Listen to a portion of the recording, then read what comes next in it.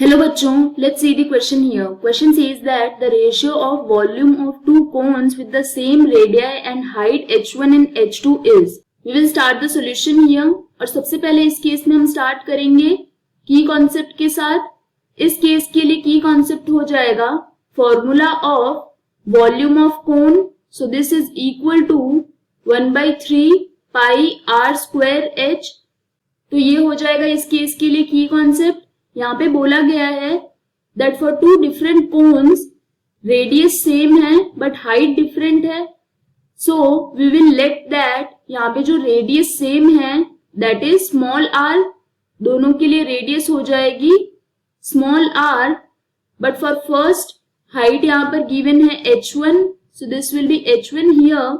And second cone के लिए height given है h2.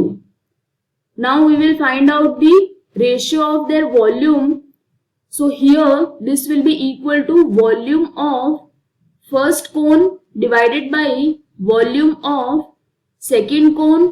ये हो जाएगा equal to 1/3 pi. Radius है small r, so r square multiplied by height है h1 divided by 1/3 pi. Radius है small r, so r square multiplied by h2. This is the height. So from this we can say यहाँ पे 1/3 pi r square ये cancel out हो जाएगा.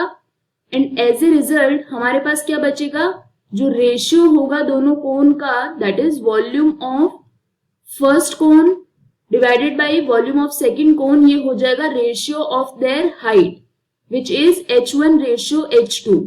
So if we see here the option A says h1 ratio h2. So this is correct here.